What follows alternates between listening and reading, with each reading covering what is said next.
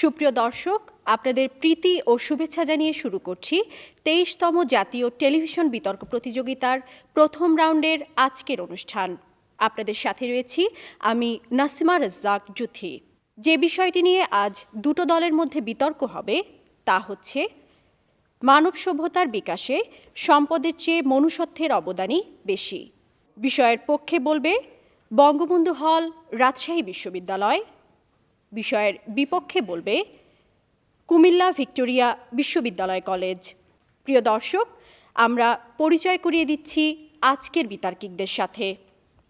পক্ষ দল বঙ্গবন্ধু হল, রাজশাহী বিশ্ববিদ্যালয়ের বিতার্কিকরা হলেন মোহাম্মদ আব্দুল বারী, নাইমুর রহমান সজীব ও তাদের দলনেতা সোহরাব হোসেন। বিপক্ষ দল কুমিল্লা ভিক্টোরিয়া বিশ্ববিদ্যালয় কলেজের বিতার্কিকরা হলেন ইশরাত জাহান ইমা, ফারজানা নিশাত ও তাদের দলনেতা আনোয়ারুল আজিম। এবারে আমরা পরিচিত হব আমাদের আজকের বিতর্ক প্রতিযোগিতার বিজ্ঞ বিচারক প্যানেলের সাথে। আমাদের মাঝে উপস্থিত রয়েছেন প্রকৌশলী আনোয়ার পারভেজ শেফিন, ১৩তম জাতীয় টেলিভিশন বিতর্ক প্রতিযোগিতায় চ্যাম্পিয়ন দলের দলনেতা এবং ফাইনালের শ্রেষ্ঠ বিতার্কিক ডক্টর পৃথিলা নাজনীন নীলিমা, অধ্যাপক বাংলা বিভাগ এবং সিনেট সদস্য, জাহাঙ্গীরনগর বিশ্ববিদ্যালয়, ডক্টর AKM খাদিমুল হক, সহযোগী অধ্যাপক, ইসলামের ইতিহাস ও সংস্কৃতি বিভাগ, ঢাকা বিশ্ববিদ্যালয় এবং ঢাকা বিশ্ববিদ্যালয়ের বিজয় ৭১ হল ডিবেটিং ক্লাবের প্রতিষ্ঠাকালীন মডারেটর। সম্মানিত বিচারকবৃন্দ যেসব বিষয়ের ওপর বিতার্কিকদের নম্বর প্রদান করবেন তা হল উপস্থাপনা ৫, ভাষার ব্যবহার ও উচ্চারণ ৫, তত্ত্ব ও তথ্য পরিবেশনা ১০, যুক্তির প্রয়োগ ও খণ্ডন ৫। সবশেষে আমরা পরিচিত হব আমাদের আজকের অনুষ্ঠানের সম্মানিত সভাপতির সাথে, যিনি সমগ্র অনুষ্ঠানটি পরিচালনা এবং বিতর্কের ফলাফল প্রদান করবেন। আমাদের মাঝে সভাপতি হিসেবে উপস্থিত হয়েছেন ডক্টর মেজবাহ কামাল, অধ্যাপক, ইতিহাস বিভাগ, ঢাকা বিশ্ববিদ্যালয়। এবারে সম্মানিত সভাপতিকে মঞ্চে এসে আসন গ্রহণ করার জন্য বিনীত অনুরোধ করছি।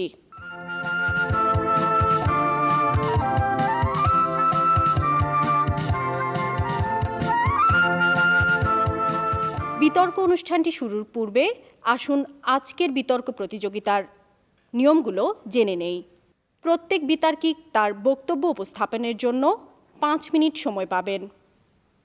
এক্ষেত্রে চতুর্থ মিনিটে সতর্কতা সংকেত এবং পঞ্চম মিনিটে চূড়ান্ত সংকেত দেয়া হবে। এছাড়া প্রত্যেক দল থেকে দলনেতা যুক্তি খণ্ডনের জন্য অতিরিক্ত ২ মিনিট সময় পাবেন। এক্ষেত্রে ১.৫ মিনিটে সতর্কতা সংকেত এবং ২ মিনিটে চূড়ান্ত সংকেত দেয়া হবে। আমি এবারে আজকের অনুষ্ঠানের সম্মানিত সভাপতিকে বিতর্ক অনুষ্ঠানটি শুরু করার জন্য বিনীত অনুরোধ করছি। সম্মানিত সভাপতি। সবাইকে শুভেচ্ছা।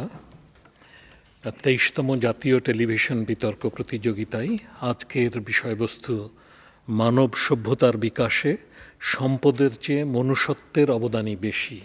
আমি প্রথমেই অনুরোধ করছি বিষয়বস্তুর পক্ষে বলার জন্যে বঙ্গবন্ধু হল, রাজশাহী বিশ্ববিদ্যালয়ের প্রথম বিতার্কিক মোহাম্মদ আব্দুল বারীকে। মাননীয় সভাপতি, আজকে আমরা এমন একটি বিতর্কের বিষয়ের পক্ষে অবস্থান করছি যেটি মানব সভ্যতার ক্রমবিকাশ নিয়ে আলোচনা করে।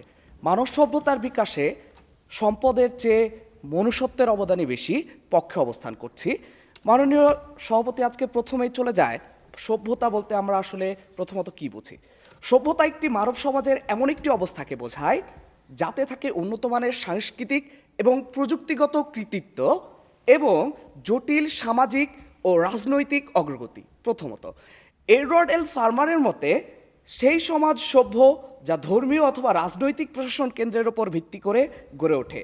এসব প্রশাসনিক কেন্দ্র নগরসমূহ, সুতরাং যেসব সমাজের পৌরকেন্দ্র গঠন করা যায় সেই সমাজই আসলে সভ্য হয়ে গড়ে ওঠে। অনেকে আবার বলে থাকেন যে কোনো সময় যদি কোনো সংস্কৃতি জটিল প্রক্রিয়ার মধ্য দিয়ে যায় তখন সে সমাজ সভ্য হয়ে ওঠে। মাননীয় সভাপতি, এবার যদি আমরা সংজ্ঞায়নের দিকে সভ্যতার সংজ্ঞায়নের দিকে যাই, তাহলে এই সভ্যতার সংজ্ঞায়নের পরে আমাদের প্রথম যে জায়গাটি দাঁড়ায় সেটি হচ্ছে সভ্যতার, মানব সভ্যতার বিকাশ বলতে আসলে আমাদের কি বোঝায়। টয়নবির মতে সভ্যতার ক্রমবিকাশ হচ্ছে কিছু সংখ্যালঘু মানুষ থাকবে আপনার সমাজে যারা আসলে আপনার সৃষ্টিধর্মী হবে। এই সৃষ্টিধর্মী মানুষগুলো আসলে আপনার সভ্যতাকে টিকিয়ে রাখার জন্য অত্যন্ত গুরুত্বপূর্ণ। এবার আসি সম্পদ বলতে কি বুঝি। সম্পদের যে সার্বিক সংজ্ঞায়ন আমরা পাই, সেই সার্বিক সংজ্ঞায়ন থেকে আসলে আমরা বলতে পারি না যে সম্পদ এটিই বোঝায়, মেধাকে বোঝায়, নাকি হচ্ছে বস্তুগত, শুধুমাত্র বস্তুগত জিনিসগুলোকে সম্পদ বোঝায়, নাকি অবস্তুগত বিষয়গুলো আসলে সম্পদ হতে পারে। কিন্তু আজকের বিতর্কের খাতিরে যেহেতু মনুষ্যত্ব শব্দটিও রয়েছে, সেহেতু আমরা ধরে নিচ্ছি সম্পদ বলতে আমরা শুধুমাত্র বস্তুগত যে বিষয়গুলো রয়েছে সেই বিষয়গুলোকে বুঝবো, প্রথমত জায়গা। দ্বিতীয়ত জায়গা, মনুষ্যত্ব বলতে তাহলে আজকে কি বোঝায়। মনুষ্যত্ব বলতে আজকে আমরা যেটি সাধারণভাবে বুঝি সেটি হচ্ছে সভ্যতা বইয়ে যেটি আমাদেরকে বোঝানোর চেষ্টা করেছেন মোতাহার হোসেন চৌধুরী, সেটি হচ্ছে যে মূল্যবোধ এবং বিচারবোধের যখন মানুষের মধ্যে উদ্ভব হয় তখনই আসলে একটি মানুষ সুসভ্য হয়ে ওঠে। এবং মানব জাতির সুসভ্য হয়ে ওঠার পেছনে সুশিক্ষার যে একটি বিশাল ব্যাপার রয়েছে সেটিকে তিনি অনেক গুরুত্বপূর্ণ বিষয় হিসেবে দেখেছেন। মাননীয় সভাপতি, আজকে বা বিচারক মণ্ডলী, আজকে লক্ষ্য করে দেখুন, একটি মানব সভ্যতা সময়ের সাথে টিকে থাকলেই সেটিকে আপনি বিকশিত হওয়া যদি বোঝান তাহলে ভুল ভাববেন। কেন? কারণটি হচ্ছে সময়ের সাথে প্রত্যেকটি মানুষ, প্রত্যেকটি প্রাণী, প্রত্যেকটি জাতি টিকে থাকে। সময়ের সাথে সাথে এই পৃথিবীও টিকে আছে, একসময় সেটিও ধ্বংস হবে। কিন্তু সভ্য হয়ে ওঠা এর পেছনে কিছু কৃতিত্ব রয়েছে, কিছু কাজ রয়েছে, কিছু কর্ম সম্পাদনের বিষয় রয়েছে। এই কর্ম সম্পাদনের বিষয়গুলো আপনাকে আমরা 7টি বিষয়ের মধ্যে দেখাবো যে কিভাবে এই মানব সভ্যতার বিকাশে আজকে আমরা মনুষ্যত্বের অবদানকে বেশি দেখাবো। প্রথমত আপনাকে আমরা দেখাবো 2টি পৃথিবীর কথা। সেই 2টি পৃথিবী কি? সেই 2টি পৃথিবীর একটি পৃথিবী যে পৃথিবীকে আপনি সম্পদকে গুরুত্ব বেশি দিয়েছেন, এবং আরেকটি পৃথিবী দেখাবো যে পৃথিবীতে আপনি মনুষ্যত্বকে বেশি গুরুত্ব দিয়েছেন।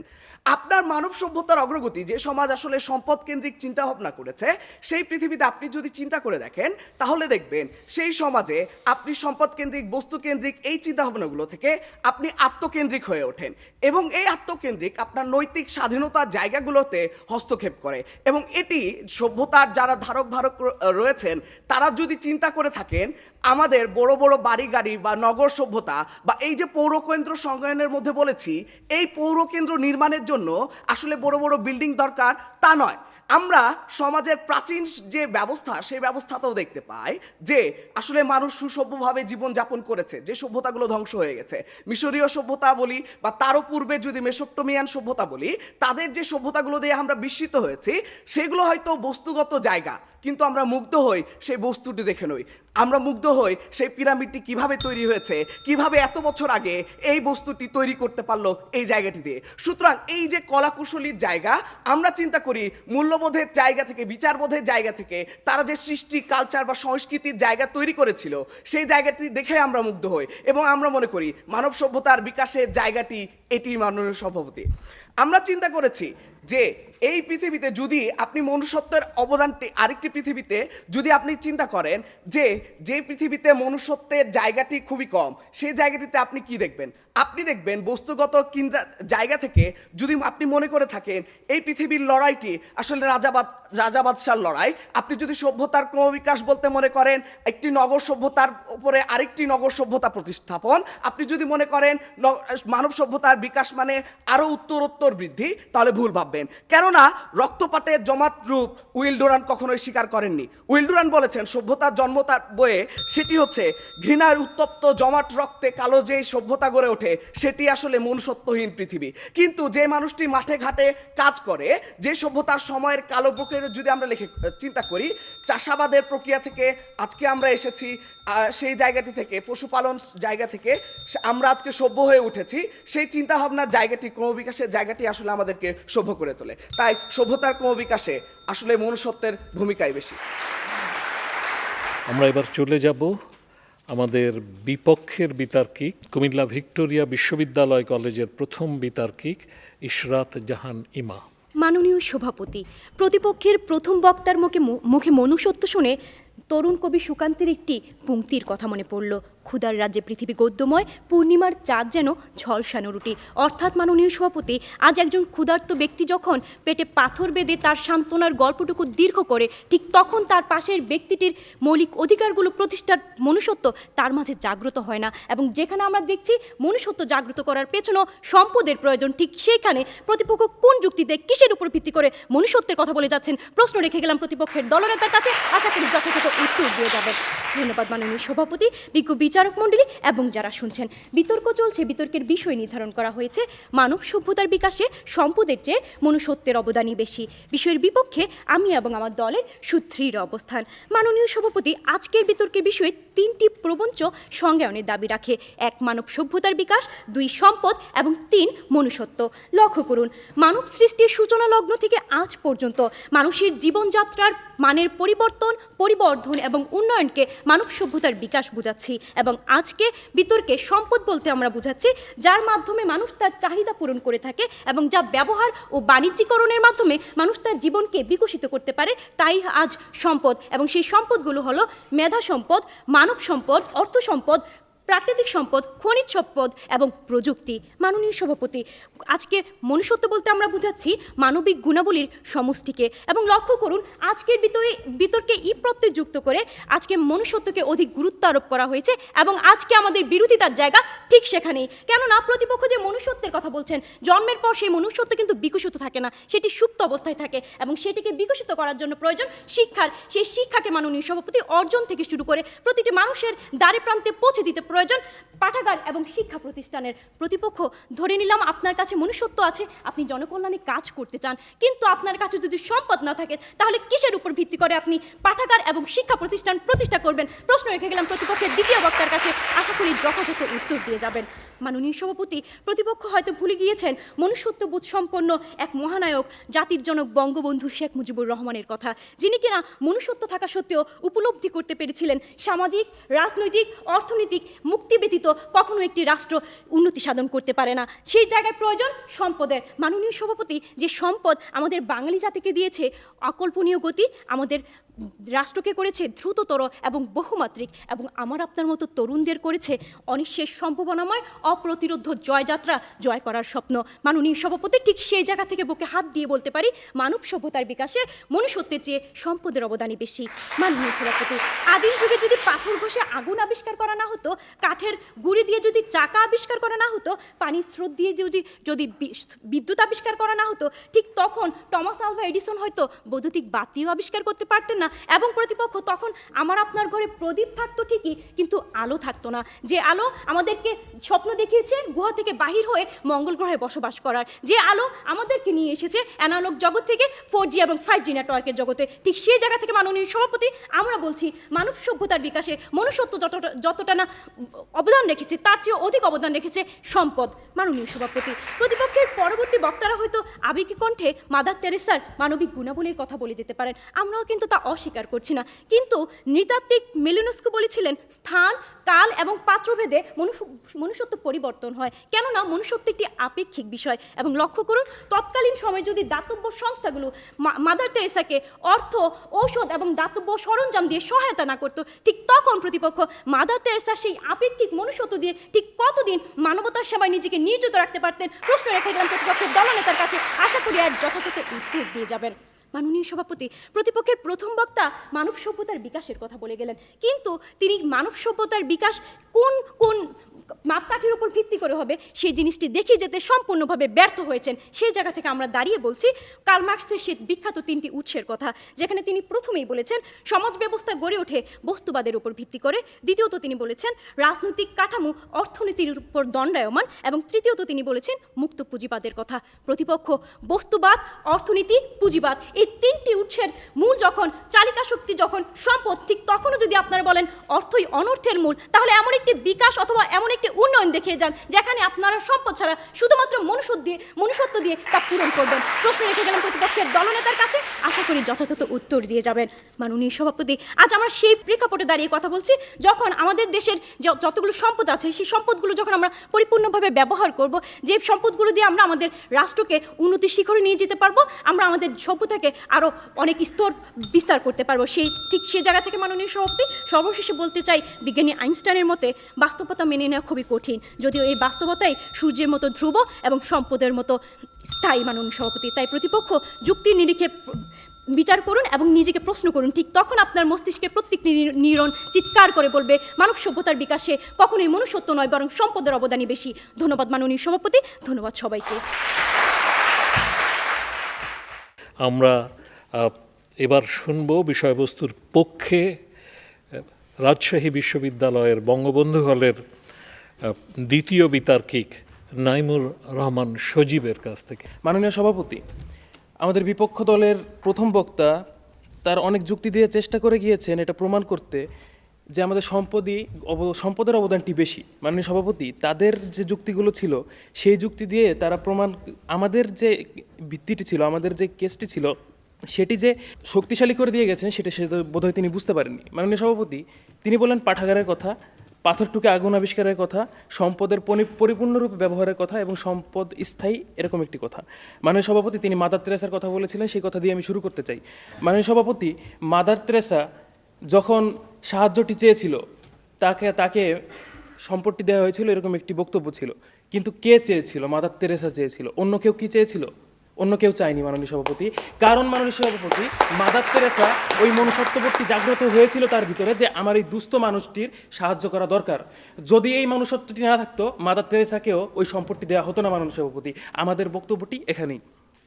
মাননীয় সভাপতি, তিনি বললেন সম্পদ পরিপূর্ণরূপে ব্যবহার করলে আমাদের সভ্যতার বিকাশটি ঘটবে। মাননীয় সভাপতি, তাহলে একটি প্রশ্ন করে যেতে চাই, যখন এই পৃথিবীতে প্রাকৃতিক সম্পদে পরিপূর্ণ ছিল সেই আদিম গুহা মানবদের আমলে, তখন সভ্যতার বিকাশটি কেন হলো না? মাননীয় সভাপতি, সভ্যতার পরিপূর্ণ বিকাশটি হতে এই একবিংশ শতাব্দী পর্যন্ত কেন আসতে হলো? মাননীয় সভাপতি, যদি সম্পদ ব্যবহার করে তাই সভ্যতার বিকাশটি হতো তখনই হয়ে যেত। আর যদি মাননীয় সভাপতি মনুষ্যত্বের কোনো প্রয়োজন না থাকতো তাহলে পশু পাখিও আজকে একটি সভ্যতা আমরা দেখতে পেতাম। মাননীয় সভাপতি, তিনি বলে গেলেন পাঠাগারের কথা। মাননীয় সভাপতি, যখন সক্রেটস, প্লেটো, অ্যারিস্টটল তাদের যে জ্ঞানের জয়যাত্রা শুরু হয়েছিল তখন সেখানে পাঠাগার সৃষ্টি হয়নি। তাদের মনুষ্যত্ব দিয়ে তারা যখন মানুষকে দীক্ষা দিচ্ছিল মাননীয় সভাপতি, তারপরে পাঠাগারটি সৃষ্টি হয়েছে, তারপরে স্কুল, তারপরে কলেজ, তারপরে ইউনিভার্সিটি, এই ধারণাগুলো এসেছে। সবই এসেছে মাননীয় সভাপতি মনুষ্যত্ব থেকে মাননীয় সভাপতি, কোনো সম্পদ থেকে নয় মাননীয় সভাপতি। মাননীয় সভাপতি, আমরা যা দেখাতে চেয়েছিলাম, আমার পক্ষের যে প্রথম বক্তা বলে গেলেন যে শিক্ষার কথা, কাজী মোতাহার হোসেন চৌধুরী তার সভ্যতা বইটি লিখেছিলেন মাননীয় সভাপতি যে সুশিক্ষা মানুষকে সুসভ্য করে তোলে। মাননীয় সভাপতি, এই শিক্ষাটি যখন আমরা এখন যদি একটা আলোচনা করি, তুলনামূলক আলোচনা করি, আজকে আমরা ইউরোপীয় জাতিকে কেন এত সভ্য বলি এবং আমাদের যে এশীয় জাতিটি রয়েছে তাদেরকে কম সভ্য কেন বলে? মাননীয় সভাপতি, সৃষ্টির সূচনা লগ্নে 3টি জাতিতে বিভক্ত করা হয়েছিল আধুনিক ঐতিহাসিকদের মতে: ককেশীয় জাতি, মঙ্গলয়েড জাতি, নিগ্রয়েড জাতি। মাননীয় সভাপতি, তখন ইউরোপীয় জাতিটি কোথায় ছিল? তাদের কি সভ্যতা তখন কি তাদের নাম নেওয়া হতো না? তখন নেওয়া হতো মঙ্গোলীয় জাতির নাম। তখন মাননীয় সভাপতি কনফুসিয়াস যখন সবার মাঝে এই যে দর্শনের জ্ঞানটি চর্চা করেছিলেন, মাননীয় সভাপতি হোমার যখন তার বিখ্যাত মহাকাব্যগুলো লিখেছিলেন, ওডিসি লিখেছিলেন, ইলিয়ড লিখেছিলেন মাননীয় সভাপতি, তখন তাদের সভ্য বলা হতো। কেন মাননীয় সভাপতি? তাদের শিক্ষাটি ছিল, তাদের সংস্কৃতিটি পরিপূর্ণ ছিল মাননীয় সভাপতি, সেই কারণে সভ্যতাটির বিকাশ তখন বলা হতো। কিন্তু আজকে যদি আমরা আমাদের দেশ বাংলাদেশের সাথে মাননীয় সভাপতি ইউরোপের একটা দেশের সাথে তুলনা করি, তখন আমরা কি দেখতে পারবো? যদি আমরা তুলনা করি তখন সবাই বলবে ইউরোপের জাতিটি সভ্য বেশি। কেন মাননীয় সভাপতি? কারণ আমাদের দেশে আজকে বিসিএস এর পিছনে যে দৌড়ানোর একটা প্রবণতা মাননীয় সভাপতি, যে আমাদের স্টুডেন্টদের ভিতর রয়েছে মাননীয় সভাপতি, সেটা আমাদের যে সুশিক্ষা, সেটা আমাদের সাহিত্য চর্চা, সেই চর্চা থেকে আমাদের বিরক্ত রাখছে। কিন্তু ইউরোপের যে জাতিগুলো রয়েছে তাদেরকে ওই সংস্কৃতির চর্চাটি মাননীয় সভাপতি এবং তাদের যে বুদ্ধিভিত্তিক চর্চাটি তাদেরকে প্রাধান্য দেওয়া হয় ওখানে।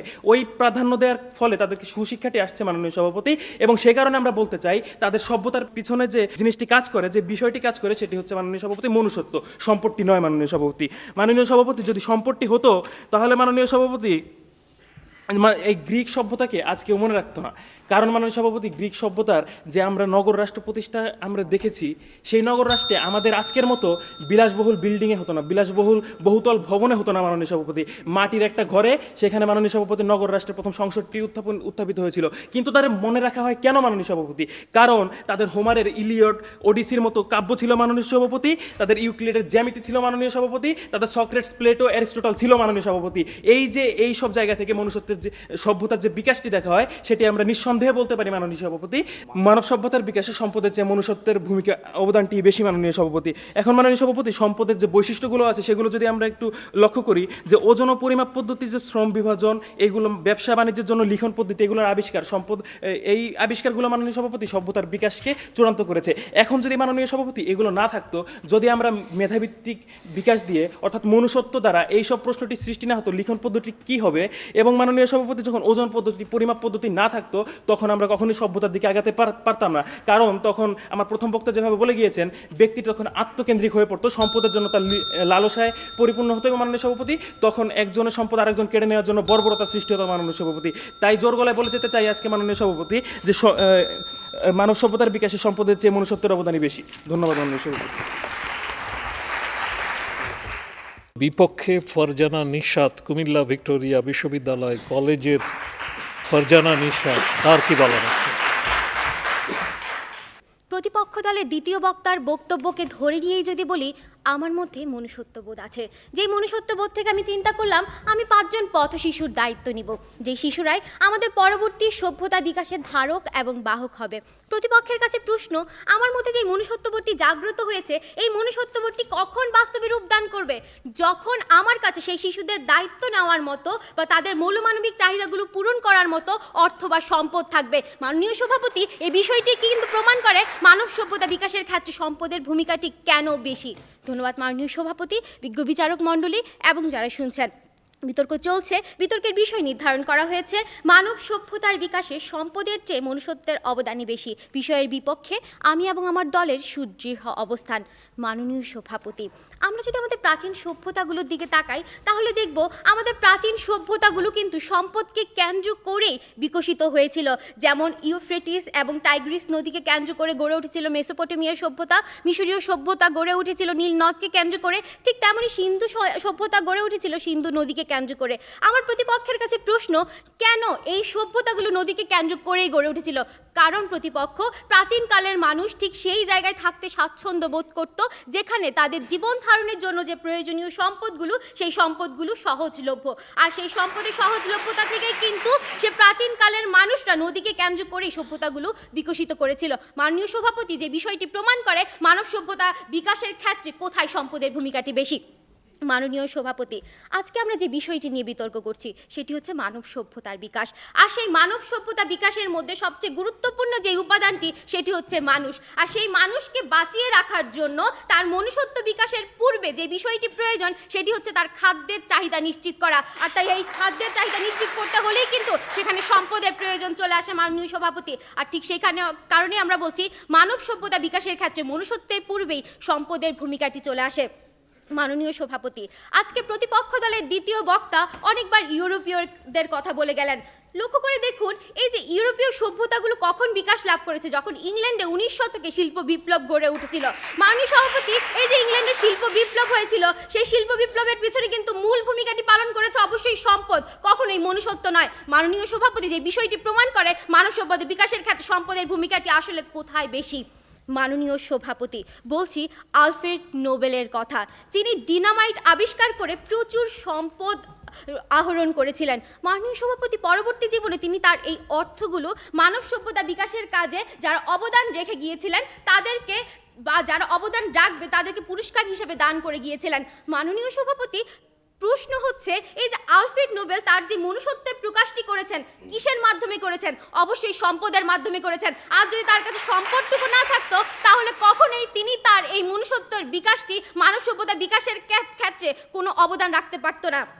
মাননীয় সভাপতি, লক্ষ্য করে দেখুন, মানব সভ্যতা বিকাশের ক্ষেত্রে প্রতিনিয়ত কিন্তু মানুষকে বিভিন্ন সংকটের মোকাবেলা করতে হয়, কখনো প্রাকৃতিক সংকটের কিংবা কখনো মানবসৃষ্ট বিভিন্ন সংকটের। এই যে এই সংকটগুলোর মধ্যে আপনার আর আমার মধ্যে যদি মনুষ্যত্ববোধটি থাকে, তাহলে আমি আর আপনি ঘরে বসে তাদের জন্য দুঃখ প্রকাশ করতে পারি কিংবা খুব বেশি হলে আর্তনাদ করতে পারি। কিন্তু সেই জাতিগুলো যারা আজকে সংকটের মধ্য দিয়ে যাচ্ছে, তাদেরকে যদি সেই সংকট থেকে উঠিয়ে আনতে হয়, তাহলে কিন্তু সেখানে সম্পদের প্রয়োজন। যেই বিষয়টি দ্বারা প্রমাণ হয় মানব সভ্যতা বিকাশের ক্ষেত্রে সম্পদের ভূমিকাটি কিন্তু মনুষ্যত্বের পূর্বে আসে।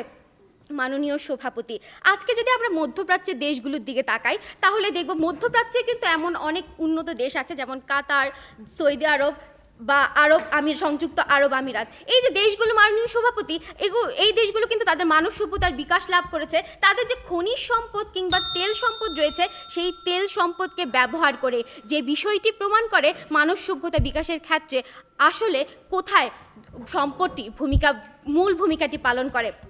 মাননীয় সভাপতি, আজকে 19 শতকে অর্থাৎ 2019 সালে এসে আমরা যখন কোনো দেশের সভ্যতার পরিমাপ করি, তখন কখনোই দেখি না সেই দেশের মানুষের মধ্যে মনুষ্যত্ববোধটি কতটুকু আছে বা কী পরিমাণে আছে। আমরা দেখি সেই দেশের মানুষের জীবনযাত্রার মানটি কেমন। আর একটি দেশের মানুষের জীবনযাত্রার মান কিসের উপর নির্ভর করে? অবশ্যই সম্পদের উপর নির্ভর করে। মাননীয় সভাপতি, সভ্যতার মাপের যে কাঠিটি, সেটি যেখানে সম্পদ, সেখানে দাঁড়িয়ে আমার প্রতিপক্ষের বক্তারা কিভাবে বলতে পারেন মানব সভ্যতা বিকাশের ক্ষেত্রে মনুষ্যত্বই মূল ভূমিকা পালন করে? প্রশ্ন রেখে গেলাম, আশা করি যথাযথ উত্তরটি আপনারা দিয়ে যাবেন। মাননীয় সভাপতি, আজকে প্রতিপক্ষের বক্তারা যে মনুষ্যত্বের কথা বলে যাচ্ছেন, সেই মনুষ্যত্ব কিন্তু একটি মানুষ যখন জন্মগ্রহণ করে তখনই তার মধ্যে থাকে না, সেটি কিন্তু সুপ্ত অবস্থায় থাকে। সেই মনুষ্যত্বকে বিকশিত করার প্রয়োজন পড়ে, আর সেই জন্যই কিন্তু প্রতিষ্ঠান তৈরির প্রয়োজন। আর সেই প্রতিষ্ঠান কিন্তু মানব সভ্যতার ক্ষেত্রে সম্পদ দিয়েই তৈরি করা সম্ভব। তাই প্রতিপক্ষ শেষ করব টমাস ব্রাউনের সেই উক্তিটি দিয়ে। তিনি বলেছেন, অর্থ যেখানে নাই, ভালোবাসা বা মনুষ্যত্ব সেখানে দূর। অর্থাৎ মাননীয় সভাপতি, আপনার মনুষ্যত্বের মতো এমন একটা আপেক্ষিক বিষয় দিয়ে কখনোই সভ্যতার মতো এত বড় বিষয়টিকে পরিমাপ করতে পারেন না। ধন্যবাদ মাননীয় সভাপতি, ধন্যবাদ সবাইকে। এবার বিষয়বস্তুর পক্ষে বলছে সোহরাব হোসেন। জ্ঞান যেখানে সীমাবদ্ধ, বুদ্ধি সেখানে হারাষ্ট, মুক্তি সেখানে অসম্ভব। মাননীয় সভাপতি, লক্ষ্য করবেন শিক্ষা পত্রিকায় প্রত্যেক সংখ্যায় লেখা থাকতো, আমরা যখন একটি জ্ঞান একটি সীমাবদ্ধ জায়গায় থাকবো, তখন কখনোই একটি সভ্যতা অগ্রগতির দিকে ধাবিত হতে পারে না। তখনই সম্ভব যখন মানুষের মধ্যে মনুষ্যত্ব কাজ করবে, তার মধ্যে বিবেকবোধ কাজ করবে, তার মধ্যে বিচার বুদ্ধিবোধ কাজ করবে, তখনই এই মানব সভ্যতা তার দৃষ্টিভঙ্গির জায়গা থেকে আরও এগিয়ে যাবে। মাননীয় সভাপতি, লক্ষ্য করবেন, আমরা যদি প্রাচীনকাল থেকে আমাদের যে সভ্যতাগুলোর দিকে লক্ষ্য করি, মিশরের সভ্যতা, ক্যালোডিয়া সভ্যতা, ফিনিশিয়ার সভ্যতা, এই ধরনের সভ্যতাগুলো যখন দেখি, সিন্ধু সভ্যতা, এই সভ্যতার কিন্তু বৈশিষ্ট্যগুলো ভিন্ন রকমের। অর্থাৎ তাদের যে সম্পদের কথা বলছে আছে বিপক্ষ দল, এই সম্পদের ব্যবহারগুলোকে আসলে কীভাবে হয়েছিল সেটা দেখার বিষয়। অর্থাৎ আমার চিন্তাবোধটা আসলে কি কাজ করছে, একজন মানুষ হিসাবে আমি সে কীভাবে চিন্তা করব, সেই রাষ্ট্রকে বা রাষ্ট্রনায়ক যিনি থাকে তার দেশকে কীভাবে প্রচারিত করবে, সভ্য নগর রাষ্ট্র হিসাবে তার চিন্তাভাবনা। একটি জিনিস উদাহরণ দেবেন সভাপতি, লক্ষ্য করবেন, আজকে যখন দেখি মিশরীয়তে একটি লিখন পদ্ধতি, হাইরোগ্রাফিক লিখন পদ্ধতি লক্ষ্য করি মাননীয় সভাপতি, তার ফিনিশিয়ারদের অক্ষর ব্যবস্থা, এই ধরনের ব্যবস্থা থেকে কিন্তু শিক্ষা ব্যবস্থা উদ্ভাবন। আজকে তার প্রতিষ্ঠানের কথা বলছে, কিন্তু আদৌ কি এই প্রতিষ্ঠান কি তখনকার সময় প্রাচীনকালে ছিল কিনা, অর্থাৎ সেই সময় কি সভ্যতা ছিল কিনা? আমরা যদি লক্ষ্য করি প্রাচীন সভ্যতাগুলোর মধ্যে আমরা দেখেছি হাম্বুরাবি 282টি আইন প্রণয়ন করেছেন তার রাষ্ট্রের জন্য। এ ধরনের বিভিন্ন সময় বিভিন্ন শাসক তাদের চিন্তাভাবনা, তাদের দৃষ্টিভঙ্গি, তাদের বিচারবোধ, তাদের মনুষ্যত্বের জাগ্রতের মাধ্যমে তাদের বুদ্ধিভিত্তিক চিন্তা, সৃজনশীলতার জায়গা থেকে এ ধরনের পরিবর্তন নিয়ে এসেছে এবং পর্যায়ক্রমে সভ্যতাগুলো কিন্তু আধুনিক সভ্যতার দিকে ধাবিত হয়েছে। কিভাবে দেখবেন মানে সভাপতি, আজকে কিন্তু ধর্মীয় দিকে তাকাই, আমরা ধর্মীয় দিকে তাকালে আমরা দেখতে পাবো একটা সময় ছিল মঠভিত্তিক ব্যবস্থা, তারপরে পোপতন্ত্র দেখেছি মাননীয় সভাপতি, তারপর একটা সময় দেখেছি শাসকরা নিজেরাই তাদেরকে রাষ্ট্র হিসাবে স্বীকৃতি রাষ্ট্র হিসাবে বলার চেষ্টা করছে মাননীয় সভাপতি। এই জায়গাগুলো কিন্তু যখন রেনেসা হচ্ছে 1453 সাল মাননীয় সভাপতি, গোটা বিশ্বের ইতিহাসে একটি চূড়ান্ত একটি অধ্যায় হিসেবে বিবেচিত। তার পরবর্তীতে কী হলো মাননীয় সভাপতি, মানুষের মধ্যে মানবতা বোধ তৈরি হলো মাননীয় সভাপতি, মানুষের মধ্যে মাননীয় সভাপতি একটা চিন্তার জায়গা তৈরি হলো। আজকে যে আমরা এই বিশ্ববিদ্যালয়ে ধারণা নিয়ে এসেছি মাননীয় সভাপতি, তখনকার সময় কিছু যুক্তিবাদী মানুষ তৈরি হয়েছিল মাননীয় সভাপতি এই ইতালি থেকে মাননীয় সভাপতি। এই জায়গাগুলোতে যখন আজকে তারা বিচরণ করছে বিভিন্ন জায়গায়, তাদের চিন্তা ভাবনাগুলো আজকে বিচরণ করছে, তাদের দৃষ্টিভঙ্গিগুলো বিচরণ করছে। তারপর থেকে মানুষ আস্তে আস্তে মাননীয় সভাপতি, এই যে ধর্ম একটি সাম্প্রদায়িকতা ছিল যে ধর্মের ভিতরে, পোপতন্ত্র থেকে মঠতন্ত্র থেকে এই জায়গা থেকে কিন্তু বের হয়ে আসার চেষ্টা করেছে। আমরা দেখেছি ধর্ম সংস্কার আন্দোলন দেখেছি মাননীয় সভাপতি, আমরা দেখেছি তার পরবর্তীতে যারা যাজক ছিল, তারা পোপতন্ত্র যারা করতো, তারা একটা সময় প্রতি সংস্কার আন্দোলন করেছে, অর্থাৎ তাদের চিন্তার জায়গাটা প্রসারিত হয়েছে। তারা বুঝতে পেরেছে আমাদের যে সংস্কারগুলো করতে হবে, আমাদের এই মানব সভ্যতা, আমাদের এই ধর্মীয় সভ্যতা, এগুলোর পরিবর্তন করতে হবে, এগুলো থেকে বের হয়ে আসতে মাননীয় সভাপতি লক্ষ্য করবেন। আজকে প্রথম বক্তা এসে খুব স্পষ্টভাবে বললো মাননীয় সভাপতি, আজকে সম্পদের ব্যবহারের কথা বারবার বলা হচ্ছে। আজকে এই সম্পদটা আগে ছিল কি না, প্রাকৃতিক সম্পদের কথা বলেছে মাননীয় সভাপতি, এই সম্পদটা ছিল, এই সম্পদটা আমি কিভাবে ব্যবহার করব। আজকে আমার চিত্রকর বা তার এই অঙ্কনটা কিভাবে করবে, তার চিত্রকল্পটা কিভাবে অঙ্কন করবে, তার এটা নিজস্ব সৃষ্টিশীল চিন্তা, নিজস্ব একটি বুদ্ধিভিত্তিক চিন্তার জায়গা থেকে কিন্তু মাননীয় সভাপতি আজকে কিন্তু সেই কাজটি করেন তিনি। আমরা যদি লক্ষ্য করি, প্রাচীনকালে দেখেছি মাননীয় সভাপতি, বাংলার কথা বলি, আজকে শশাঙ্কের প্রায় 100 বছর দেখেছি আমরা অরাজকতা, যাকে বলা হয় মাৎসন্যায় মাননীয় সভাপতি। একটি সময় দেখি গোপাল মাননীয় সভাপতি এই বাংলার এই শাসনভার গ্রহণ করে, তারপর পরবর্তী দেখেছি একটি অসাম্প্রদায়িক চেতনা নিয়ে এসেছে মাননীয় সভাপতি, প্রায় 400 বছর শাসন চলাকালীন সময় মাননীয় সভাপতি। অর্থাৎ একটা সময় শাসক গোষ্ঠী, তার পরবর্তীতে দেখুন আজকে তারা উদাহরণ দেওয়ার চেষ্টা করছে। আপনি দেখান মনুষ্যত্বের মাধ্যমে একটি শাসক গোষ্ঠী দেখান যারা উন্নতি করেছে। আপনি দেখুন বখতিয়ার খলজি মাননীয় সভাপতি এই ভারতীয় উপমহাদেশে ছিল একজন সৈনিক হিসাবে এসেছিল মাননীয় সভাপতি, দাঁড়ে দাঁড়িয়ে ঘুরিয়ে বেড়েছে, কিন্তু তিনি বাংলা জয় করেছিল 1204 সালে মাননীয় সভাপতি। আজকে দেখুন সম্রাট বাবরের কথা দেখুন মাননীয় সভাপতি, আজকে ভারতবর্ষে কিন্তু তিনি প্রায় মোগল আমল প্রায় 400 বছর শাসন করেছে। এই যে তাদের যে চিত্রকলা, তাদের যে চিন্তাভাবনা, তাদের যে শাসন ব্যবস্থা, এই চিন্তাভাবনা জায়গাটা কিন্তু একটা মনুষ্যত্বের জায়গা থেকে আসে মাননীয় সভাপতি। আমি আমার জাতিকে কী ধরনের সভ্যতা অবস্থান করবো মাননীয় সভাপতি, এই জায়গাটা কিন্তু চিন্তার জায়গা মাননীয় সভাপতি লক্ষ্য করবেন। আজকে যখন পাথরের কথা বলা হচ্ছে, আসলে পাথরটা আমি ব্যবহার করবো কীভাবে, আমার আগুনের প্রয়োজনীয়তা থেকে কিন্তু মাননীয় সভাপতি আমার এই আজকের এগুলো ব্যবহার হয়ে ওঠে মাননীয় সভাপতি। আমার প্রয়োজন বোধ হচ্ছে মাননীয় সভাপতি, আমি এটাকে ব্যবহার করা শিখছি মাননীয় সভাপতি। আজকে গুহা থেকে বের হয়ে আমার আজকে বস্ত্র দরকার মাননীয় সভাপতি, আমি গাছ বাকল দিয়ে আমি আজকে আমার লজ্জাস্থান নিবারণ করছি মাননীয় সভাপতি। তারপর দেখুন মাননীয় সভাপতি আজকে বললো মিশরে, আজকে যখন মিশরে নীল নদের দান বলা হচ্ছে মাননীয় সভাপতি, আজকে আমার নদীর ধারে থাকলে যে আমার সুবিধা রয়েছে মাননীয় সভাপতি, মানুষের মধ্যে এই মমত্ব বোধটা তৈরি হয়েছিল কেন মাননীয় সভাপতি। দেখুন আজকে মিশরের নীল নদের পানি কিন্তু তারা বাদ দেওয়ার মাধ্যমে যখন তাদের বর্ষাকাল ছিল না, সেটাকে তারা ব্যবহার করেছিল।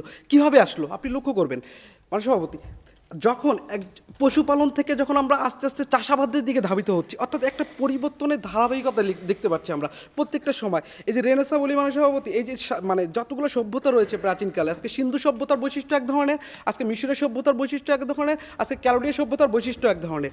অর্থাৎ প্রত্যেকটা জায়গায় তার নিজস্ব সক্রিয়তার মাধ্যমে, বুদ্ধিভিত্তিক চিন্তার জায়গায়, সৃজনশীলতার জায়গায়, বিচার প্রয়োগের মাধ্যমে এই শাসক গোষ্ঠী তাদের একটা পরিবর্তন নিয়েছে। অর্থাৎ সেটা হচ্ছে সবচেয়ে বড় ধরনের হচ্ছে মনুষ্যত্ব, মানুষের বিবেক, এই জায়গা থেকে কাজ করার চেষ্টা করছে। ধন্যবাদ মাননীয় সভাপতি, ধন্যবাদ সকলকে।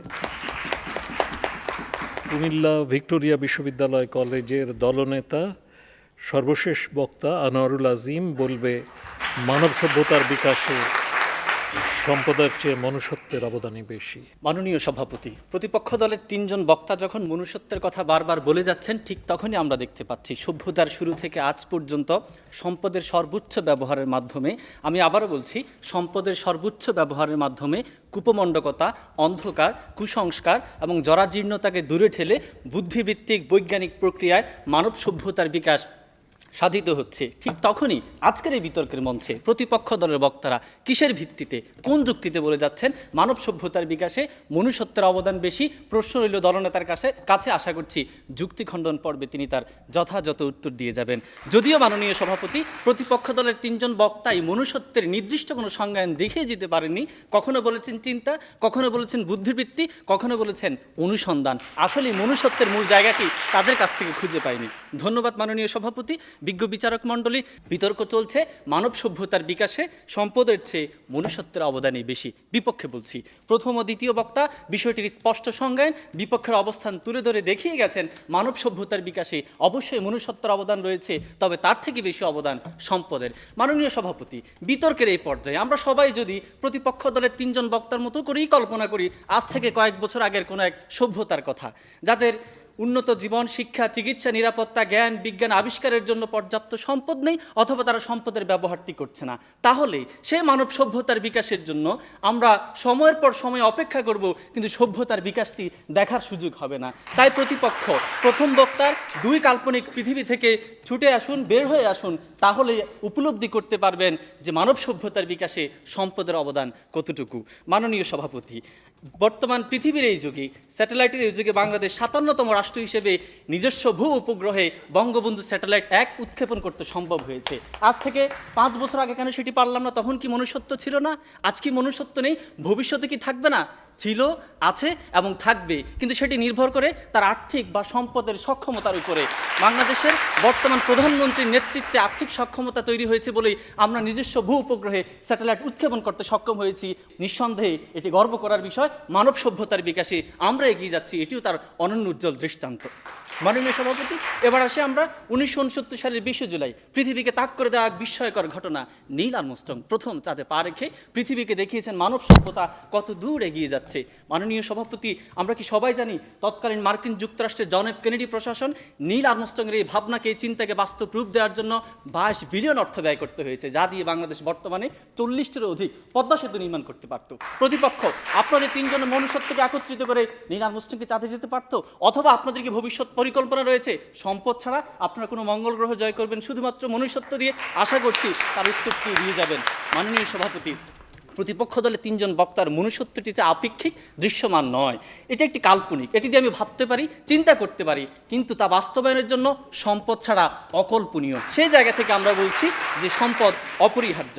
বর্তমান পৃথিবীতে একটি অনন্য দৃষ্টান্ত স্থাপন করেছে বাংলাদেশের বর্তমান প্রধানমন্ত্রী, mother of humanity Sheikh Hasina, রোহিঙ্গাদেরকে আশ্রয় দিয়ে 10 লক্ষের অধিক রোহিঙ্গাকে আশ্রয় দিয়েছেন। প্রতিপক্ষে এটি অবশ্যই মনুষ্যত্বের একটি দৃষ্টান্ত, কিন্তু সেটি কীভাবে সম্ভব হয়েছে?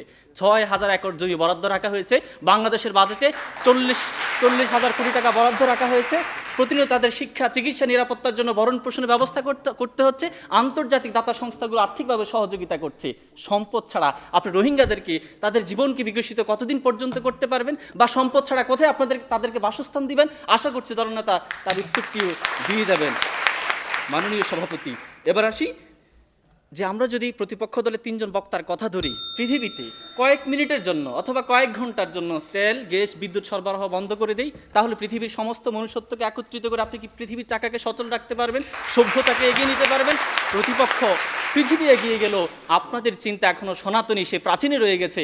সভ্যতার বিকাশ ঘটলেও আপনারা 3 জন এখনও সেই বিকাশটির মধ্যে হয়তো পড়েননি। মাননীয় সভাপতি, তারা বলেছেন জ্ঞান বিজ্ঞানের কথা। রাজশাহী বিশ্ববিদ্যালয়ের যদি আজকে সরকার ভর্তি করে দেওয়া বন্ধ করে দেয়, অবকাঠামো উন্নয়ন যদি না করা হয়, তাহলে সেই বিশ্ববিদ্যালয়ের শিক্ষার্থীদের মেধা, তার মানবিক গুণাবলী বিকশিত করবে কিভাবে যদি সেই সম্পদই না থাকে? মাননীয় সভাপতি, ধরে নিলাম রাজশাহী বিশ্ববিদ্যালয় আমরা ছেড়ে দিলাম, বাংলাদেশের সকল বিশ্ববিদ্যালয় এবং আমাদের দেশে যাকে বলা হয় প্রাচ্যের অক্সফোর্ড, ঢাকা বিশ্ববিদ্যালয়ে যদি আর্থিক ব্যবস্থাপনা বন্ধ করে দেওয়া হয়, তাহলে এখান থেকে কি সূর্য সন্তানরা জন্মগ্রহণ করবে? যে ঢাকা বিশ্ববিদ্যালয় বাংলাদেশের স্বাধীনতা, সার্বভৌমত্বের নেতৃত্ব দিয়েছে।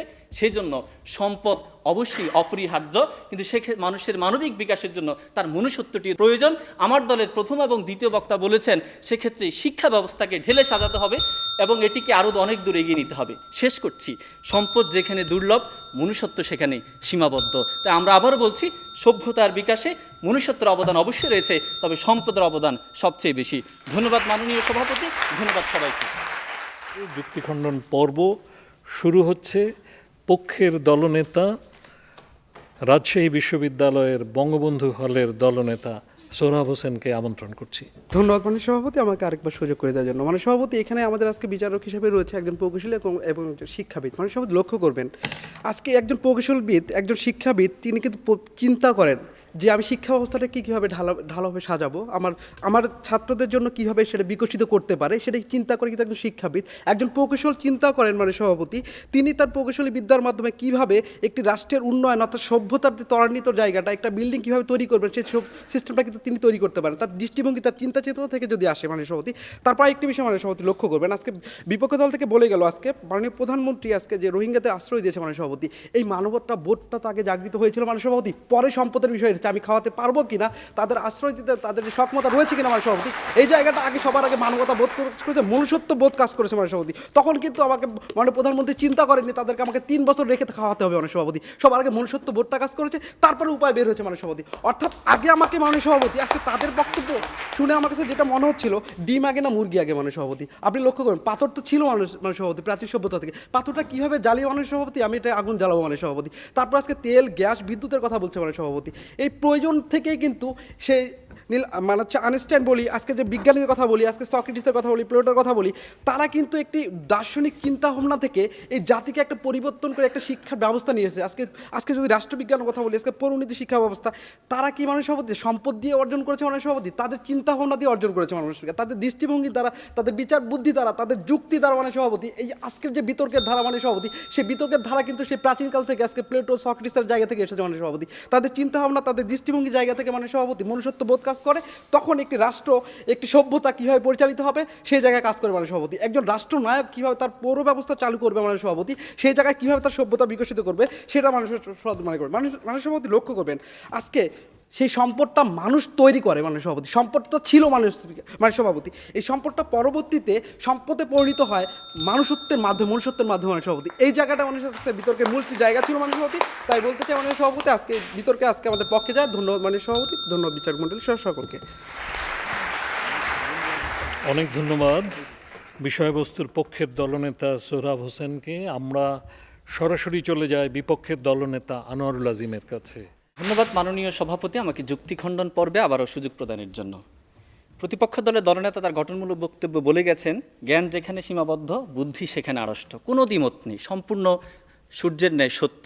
কিন্তু প্রতিপক্ষ সেই বুদ্ধিকে এগিয়ে নেবার জন্য অবশ্যই শিক্ষার প্রয়োজন। তাই তো বর্তমান পৃথিবীতে সকল রাষ্ট্র ব্যবস্থায় শিক্ষাকে সব থেকে বেশি গুরুত্ব দেওয়া হচ্ছে। আর এই শিক্ষা ব্যবস্থাকে প্রত্যেক নাগরিকের কাছে পৌঁছে দেওয়ার জন্য সম্পদ অপরিহার্য, এবং বাংলাদেশে বর্তমানে শিক্ষাখাতকেও সব থেকে বেশি গুরুত্ব দেওয়া হচ্ছে। এবং তিনি বলে গেলেন প্রাচীন যুগে সম্পদ ছিল, কিন্তু তখন কেন আমরা সভ্যতার বিকাশটি করতে পারিনি। কিন্তু সেই সভ্যতার বিকাশটি তো শুধুমাত্র কয়েক বছরে হয়নি, সেটি সময়ের পর্যায়ক্রমে সাধিত হয়েছে। কিভাবে সাধিত হয়েছে আপনি চিন্তা করেছেন? কি নিয়ে চিন্তা করেছেন? সম্পদ নিয়ে তো আপনি চিন্তা করেছেন। সম্পদ ছাড়া তো অলৌকিক কোনো কিছু নিয়ে আপনি চিন্তা করেননি। আর সেই সম্পদই আপনাকে গুহা থেকে বের করে নিয়ে আসছে, যে আমার দলের প্রথম বক্তা এসে বলে গেছেন মাননীয় সভাপতি।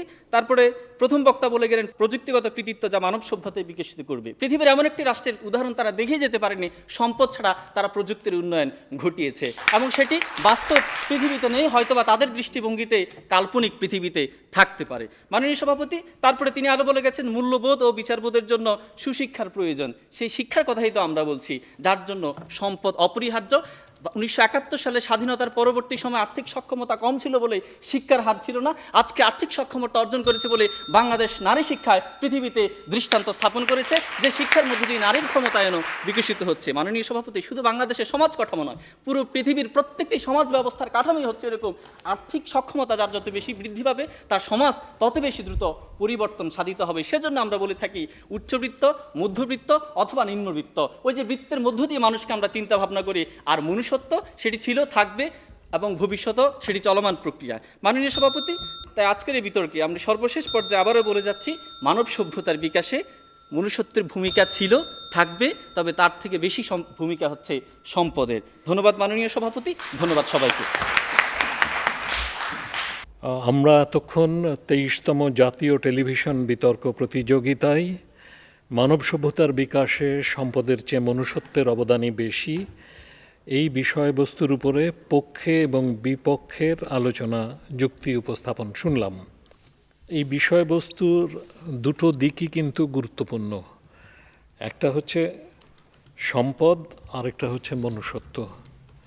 এবং মূল বিষয়টা কি? মূল বিষয়টা হচ্ছে মানব সভ্যতার বিকাশ। কাজে মানব সভ্যতার বিকাশটা হচ্ছে কেন্দ্রীয় বিষয়বস্তু। এবং এই মানব সভ্যতার বিকাশ কিন্তু একদিনে হয় নাই। আজকে আমরা যে আধুনিক মানুষ বলতে যে মানুষ দু পায়ের উপরে নির্ভর করে হাতকে মুক্ত করতে শিখেছে, এই মানুষের বয়স কিন্তু খুব বেশি নয়, 40,000 বছর। তো তার আগে আমাদের বহু লক্ষ বছরের ইতিহাস আছে।